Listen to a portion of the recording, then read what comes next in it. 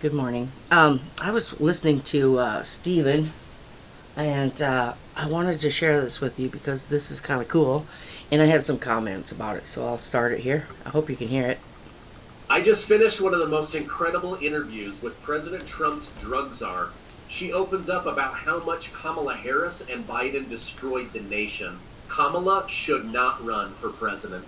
She also talked about Trump and the military hunting down drug monsters in Central and South America.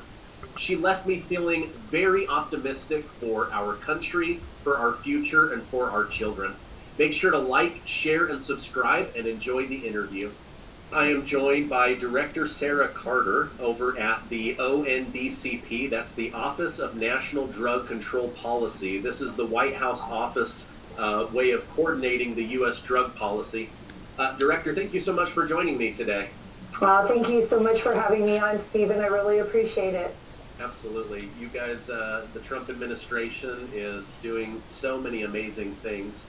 Let me jump in on this first question. President Trump last weekend announced this Shields of America alliance with South and Central American leaders. He talked about this need to work as a single body to eradicate the cartel. How do you see that going? It's a new program, but I think Americans like the idea of getting rid of the drug traffickers and the cartel and having the American hemisphere be safe again. Stephen, such a great question. I actually was at the Conference of the Americas just before the Shield of the Americas was announced in Mar-a-Lago. I came to the Conference of the Americas actually from Mexico. So the week before that, I was in Mexico meeting with the Mexican Security Cabinet as well as the foreign minister and our great ambassador, Ambassador Ron Johnson to Mexico. I think this is fantastic. I have been hoping for this the last 25 years of my life, working on investigative journalism along the border in Central America, in Mexico, throughout the Western Hem. It is the most important and most neglected place on the planet when it came to American policy until President Trump. And what he has done is literally changed the trajectory not only of the Western Hem but of the world, and brought the focus back to where it needed to be. Putting America first means also putting our neighbors first.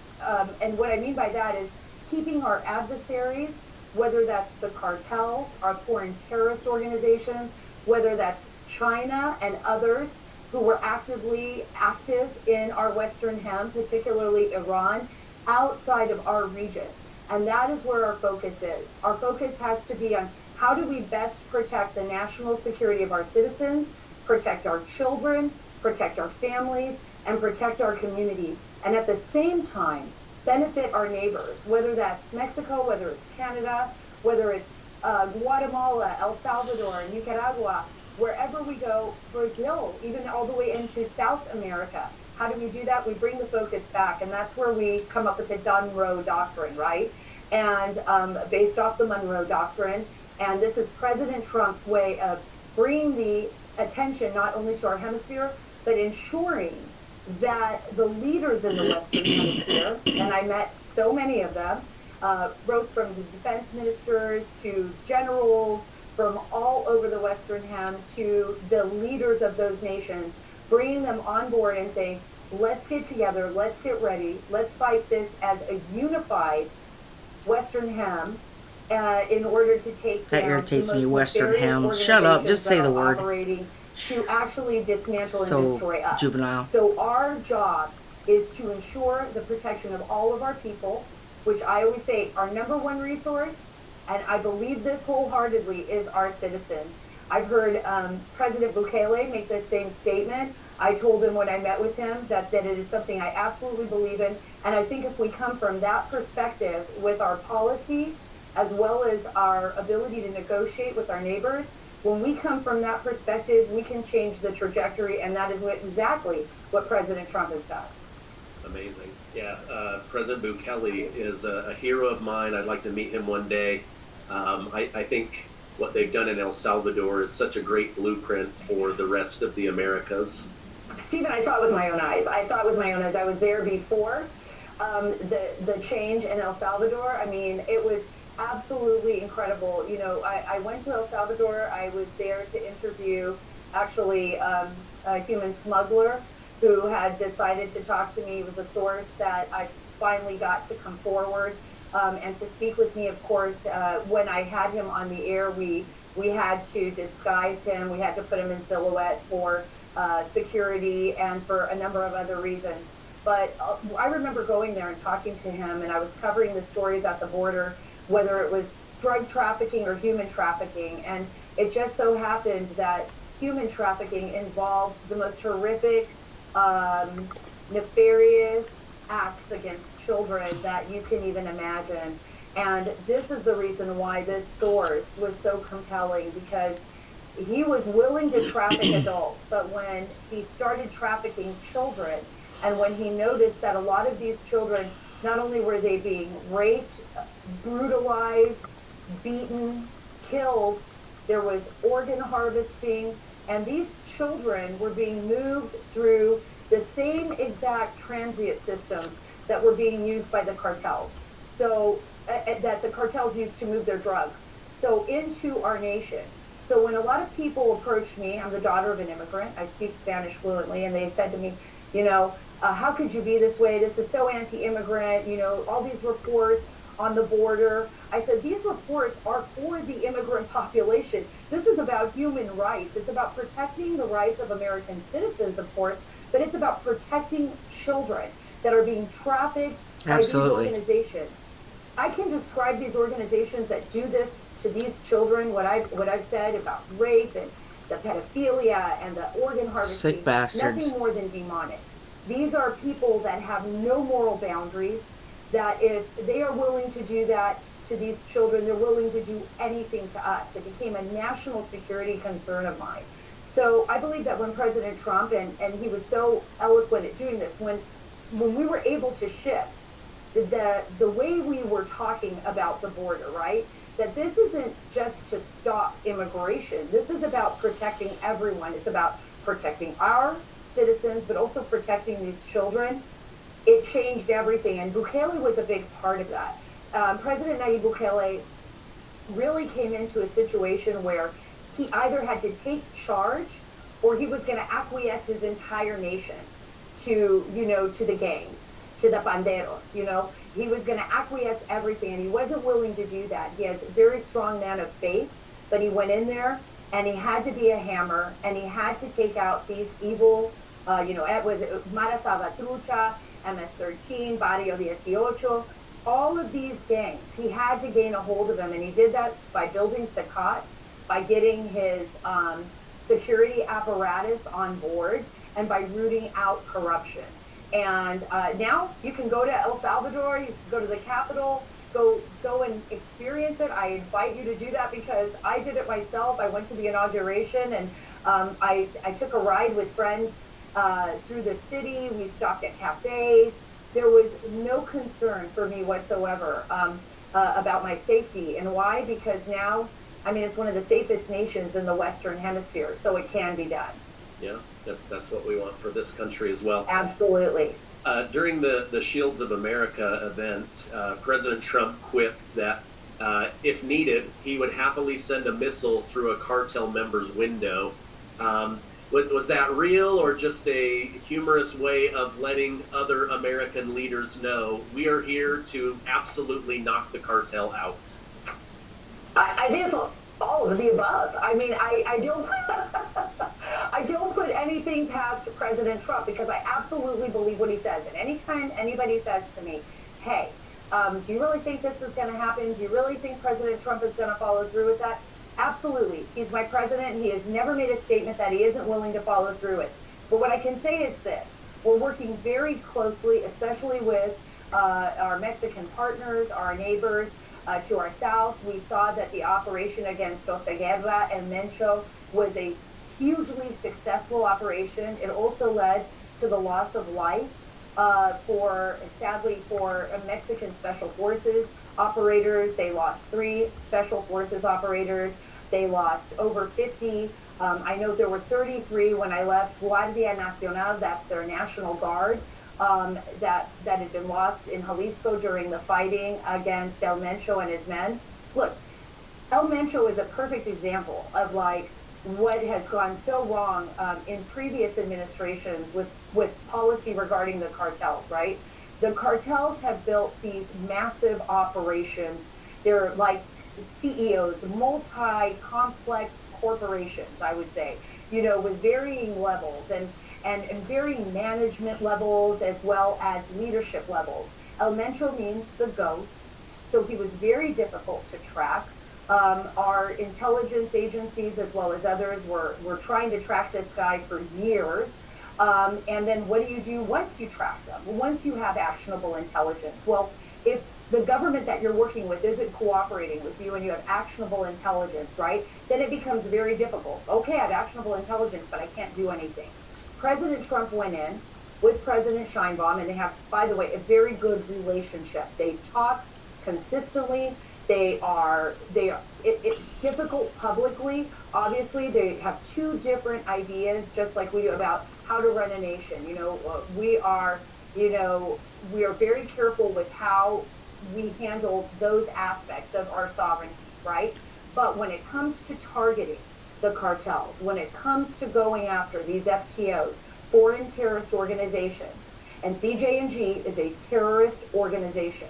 When it came to that, we were operating together, we were communicating, the president was in communication with the president, our intelligence apparatus and law enforcement was in communication with the Mexican apparatus. We worked very closely together, and we shared information. And that shared information and El Mencho's desire to hang out with his girlfriend led to his death, and led to what was going to be his capture and then to his death. So this, again, is an example of what happens when you work hard, you work with your neighbors, with officials, to build a relationship that's strong enough. And look, President Trump, he drives a hard bargain. But once he goes in that direction, the promises that he makes to these foreign officials and to these leaders are solid, and they know that. So we are working now very closely with our Mexican counterparts. When I was in Mexico, I actually had a chance to talk to General Trevilla. I met with Omar Harfouch, who's the minister and the right hand, I would say the right hand man of President Scheinbaum. I met with the foreign secretary. I felt like we had very good bilateral talks with them, and I'm certain, and I've said this on Mexican television, and I'll say it here for you. I think it's the first time I'm going to say it. But I said on Mexican television, look, if they can get El Mencho, if we can get El Mencho together, we can get anyone. So every single cartel member that is out there that may be watching your podcast, Stephen, they need to know that when the president speaks, he means business. That when I say it, I mean business. These cartel leaders are at the end of their lifespan. They will either be captured, killed, or taken. They will no longer be allowed to operate with impunity in the Western Hemisphere. It's about damn time. Children, harming our citizens, and destroying our nations. It's unacceptable. It should have never happened to begin with. This is what I voted for, and I'm grateful to have a president that cares about people stealing our money, killing our people, invading our country. Amen. I love what you shared about El Mencho, because we just saw this with the Ayatollah Khomeini. They get this very limited window with intel, and they just act, and boom. Right. And that's not without consequence. But then when the dust settles, everybody is better off and more safe because of that. Let me ask you this: Kamala Harris wants to run for president. Oh yeah, I love this part. She was crazy. She was the border czar. How rich do you think the cartel became because of her and Biden? How much more powerful? The level of abuse to children and women and drugs killing American citizens. I don't know how she has the courage to run again after how much destruction she and Biden. She doesn't even care. She gonna run again. Kamala Harris is a glutton for punishment, I suppose, because she was a beyond failed border czar. Wait, you know what? Let me reiterate this. She was failed in all of the eyes of anybody with common sense, but this was President Biden and Vice President Kamala Harris's policy. to leave that border wide open. Mm-hmm. This has been it is a crime against our nation. Yeah, it was is. a They crime should all be in against our jail. Children. It was a crime against the children that were being trafficked. Mm-hmm. It was a crime against the women that were being raped. It was a crime against those innocent people that will never, ever know who died on that tragic journey to our nation. And what about all of the U.S. citizens that have been killed? Young girls like in Riley, Jocelyn Nungary. Yep, they don't ever talk about them. Have been the victims They don't talk about the criminals that crossed into well, our you know. nation because the Biden administration refused to adjudicate and assess who these people were or where they came from. They did no background checks on them. I welcome Kamala Harris to run for office again because that's got to be the biggest joke that is out there. This is a woman whose policy was to actually break our nation in two. Yeah, and I really do believe that was her mission. The truth of the matter is, Stephen, that had President Trump Communist not been here, had he not run again, had the criminals that existed in the previous administration, the ones that were trying to take him down in 2016, and I'll name them. You know, it was John Brennan, Comey, Clapper, Andy McCabe. I can go on and on and on. Page. All the people that were going after him.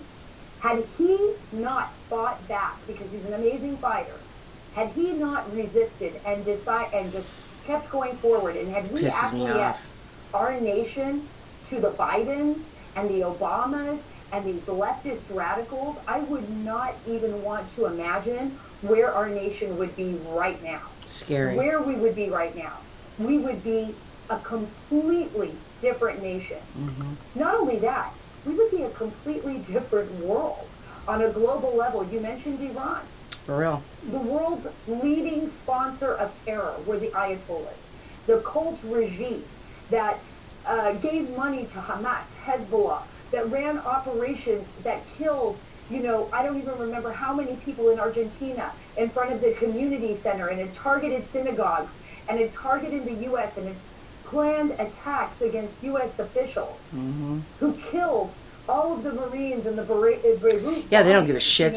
This is a government that is a cult government that ran a lot of its operations, by the way, with drug money, and who continues. They bought their drugs with our tax money first. The standards, the global standards. That's crazy. For safety and security throughout the world. So imagine what it would be like to have someone like Kamala Harris or a radical leftist running this nation right now. Imagine what that would look like. That border was open for 4 years. It was so porous. I would stand at the border and I would wonder to myself, as thousands poured across, like, how many hundreds of billions of dollars landed in the pockets of these cartels and now these FTO organizations? And imagine what they can purchase with that. Imagine how they out-resource some of our law enforcement, how they out-resource some of the military apparatus in Mexico, Central America, South America, and what they can do with that money. Imagine the kind of communication systems that they build, the semi-submersibles that they use to move cocaine, into our country through the water, or the aircraft that they fly. And by the way, abandoned. This is just the craziest thing. They'll pay people to fly cocaine, from South America, from Central America to wherever they need to go to spread that cocaine throughout the world, and then they'll just abandon those airplanes. That's how much why would they money care? Have. That they can have graveyards of airplanes, abandoning them. That they can control governments. That they can blackmail. That they can coerce and threaten people's lives and people within government. So, yeah, they don't give two shits. Government where we allow the most evil adversaries, the most evil, cruel organizations and cartels to rule the Western Hem, or do we want a country that protects not only our citizens but our neighbors? And that's why this is so important, and why You know, it is so important that we have an administration that is actually doing that right now. I get so excited about this because I feel we are so blessed to have President Trump in office and this administration that I feel humbled that I can just be a part of it. When I was in, maybe you'll get to this, I talk a lot right now, I'm just very excited about it, but when I was in Vienna, you know, I was sitting there and I gave the speech I led the delegation in Vienna, and I was giving the speech to the UN, and I was looking out at all the different countries, and I called out China. You can ask me about that, but I remember standing up there and looking out across all of the different nations, whether that's in Africa or, you know, Central America or East Asia to the Far East or Russia, or I even ran into somebody from Venezuela that was very complimentary and said, thank you for your speech, thank you for calling out, thank you for what you're doing. You know, people whispering in the halls at the UN. But I thought to myself, we're here for one purpose. At the CND, the Counter Narcotics and Drug Conference, you know, across the globe. We're here because our citizens have been killed, brutalized. Narcotics have created a shadow governments throughout the globe. And we're not here to just be diplomats or to walk around and pontificate and use, you know, proper words. We're here to send a message. And at least I was. My message was that we're done with it. You're not going to harm our children anymore. This is about all our kids. This is about children. Gone on way too long. This is about our nation and our leadership. And too bad. If you don't want to come play in the sandbox, too bad. We are going to take care of our nation and put our nation first. And we want you to join us. And that's how I went to Mexico. I opened my arms. I gave them, this friendship. I said, I'm so grateful for what you have done, and I hope we can continue to move in that direction. And I'll do the same with other nations, but we're really there because the number one resource is our citizens, right? And we're there to save them and protect them. And that's my job here for the president. My job is to find every At least you know what your job is. There's a lot of people out there that don't. Well, we're definitely grateful for your service to the country. Right now, there's a lot of mixed feelings about this situation in Iran. I have them myself. I don't ever want to have to deploy the military, but at the same time, when an opportunity presents itself, or you have to, take out evil, that has to be done. And I'm even though I'm sad about the military people that have lost their lives, I think just a little bit of perspective. This part, what she says, this is really important. Now listen to her, what she says about our military. Literally had a religious doctrine that I agree 100%. You should go in and rape women that went to jail or prison so that they couldn't go to heaven. He's killed hundreds of thousands of his own people. 35,000 in the 60 days leading rape them up and to kill them the so they strike. Don't get into heaven. Here in the Americas, sick as you fuckers, mentioned, man. These people are soulless zombie ghouls. They're have no evil. morals. They're demons. These are not people that you want on planet Earth. And so, for those that are maybe confused about what President Trump and his administration are trying to do, they're literally taking arrows right now while they're out killing the worst of the worst, getting them out of this planet in the Americas, over in the Middle East. I don't think most people understand the evil that is out there, because we've been blessed in America. That's why I wanted to share this video with you, because I wonder how many people actually know what's going on out there. And rape our women and rape our children and be horrible.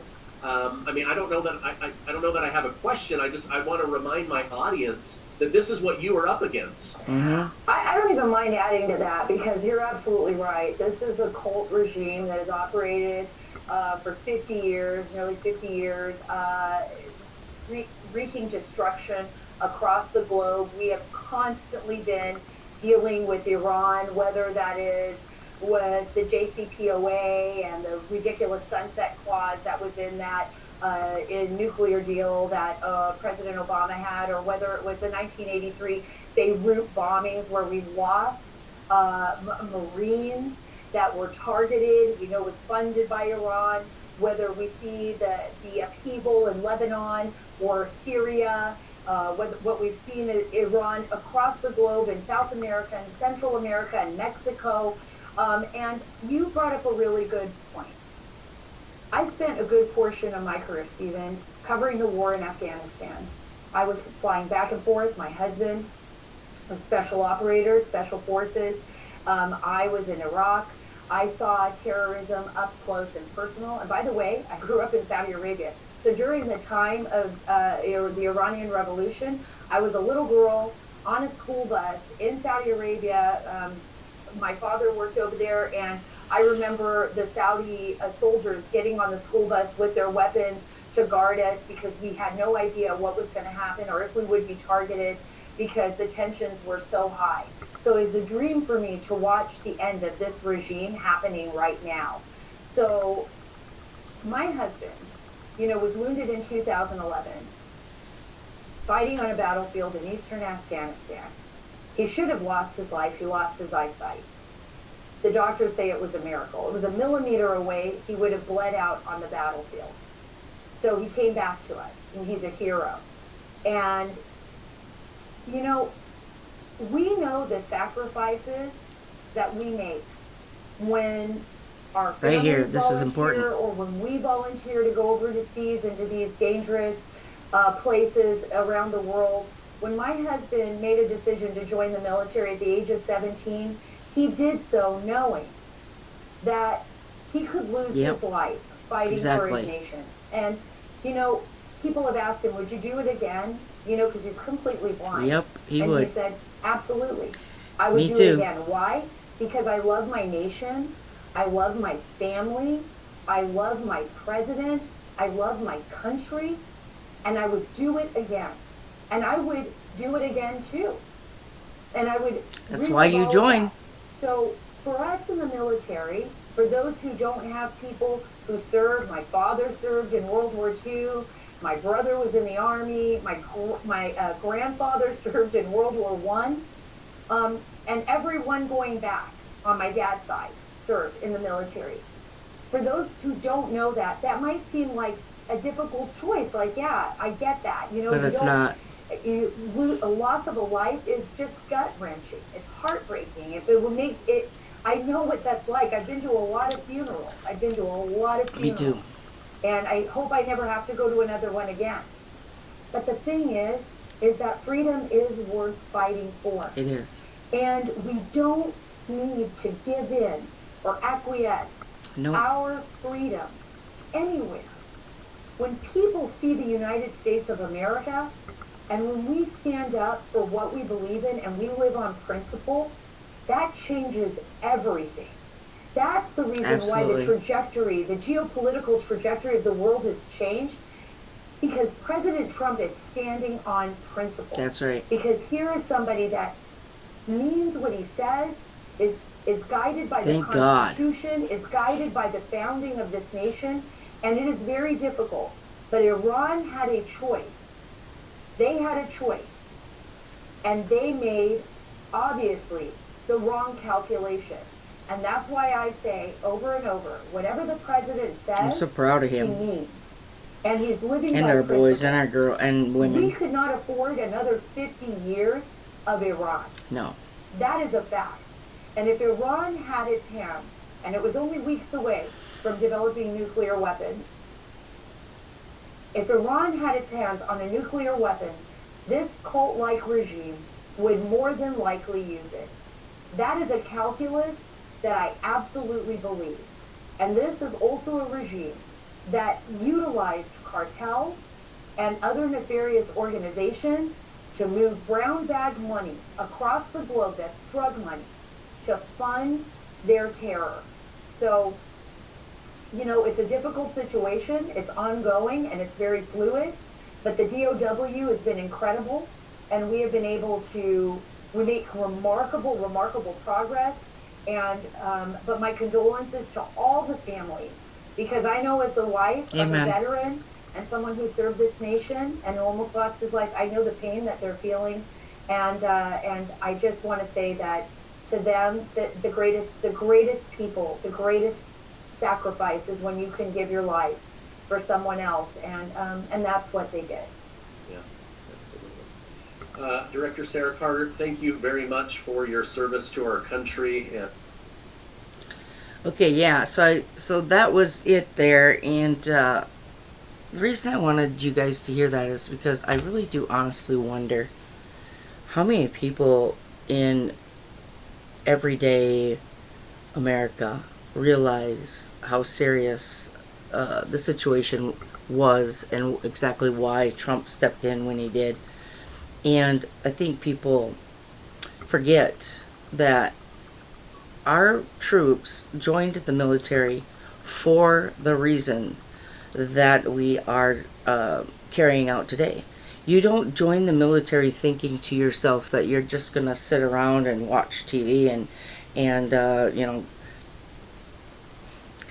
go to a parade or, dress up in it. That is not what you join the military for. You join the military because you want to protect your people. And so when you're called to duty, it's a moment of pride. People are excited. They are ready to go. I know I was.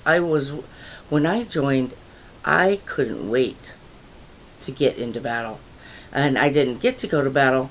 And I say I didn't get to go to battle. Like, I would have loved to have the opportunity to go to battle. And these troops are over there, and they're fighting, and they love every minute of it. Yes, they're scared. And I know their parents are worried, and I know they're maybe even their children, some have children, but the thing is that that's what they are there for. And if you're over here saying things like, oh, those poor troops, their moms and dads are losing their kids for no reason, that is not servicing them at all. It is not, it's not okay to say that. It's disgusting. It's rude. You're not taking into consideration of how they feel or they think. And you really need to realize that. They don't join for you to feel sorry for them. They join because they have a duty to do. And they are willing and waiting and ready to do that duty. And you need to leave them alone. And then for the other half that think that they want to chime in about whether we should have went to war or not, you have to realize that we've been sitting on this for 50 years. Those people over there are evil. They've been killing women and children for so long that I don't even think they think it's wrong. I think they think it's normal. And if somebody doesn't stop them, it's never going to stop. And we're damn lucky it ain't happening in our backyard. Because it damn near is. Had Trump not jumped in and done something, we would have gone farther down the hill than we already are. We have too many people over here who think it's okay to kill. It's okay to rape. It's okay to beat women and children. And you heard her say, you heard it. They also sell their body parts. I mean, come on, people. What are we supposed to do? We're supposed to just sit back and watch this happen for a minute longer? No. Trump's not going to do it. I don't want to do it. I know our military troops don't want to do it. And so I think that maybe some of you should just mind your own business. If you don't agree with the war and if you don't agree with what's going on, just shut up. How's that? Maybe write a book. Maybe read a book. Maybe you should do some discovery. Maybe you should do some investigations on exactly what it takes to be in the military. Like, for example, maybe you could read and write about how long does it take to fuel an airplane, a jet airplane that's about to go across seas. How long does it take for our military to get ready? What is the steps that they take to get ready? What is it exactly? Instead of diving your nose into what Congress is doing and what they're doing at the White House, why don't you spend some time investigating the soldier? There's a concept, isn't it? Because we sure are sick of hearing you bitch and moan about everything under the sun, especially you Democrats. We're just done. We're at war. It's not going to change. And Trump, with all of the grace of God, will finish this war. And then we'll be done with it. Everybody will be happy. I know I will be. if you're not happy when it's finished, I don't know what it would take to make you happy anyway. I mean, what the hell do you want? I'm just telling you, we don't care what you want. We want you to shut up, mind your own business. Maybe do some time thinking about the soldier and what they do to prepare for this, instead of spending all your time at Capitol, on the Capitol Hill, or in Congress, or in the halls of your city hall, or whatever the hell you're doing to make everything harder. Alright? That's it. That's all I have for today. Feel free to leave your comments. And I'll get back to them next time that I record. I think we're going to go over another video with Stephen. He has a couple pretty good ones right in a row that I wanted to cover. So, thanks for listening. Everybody have a good day. God bless.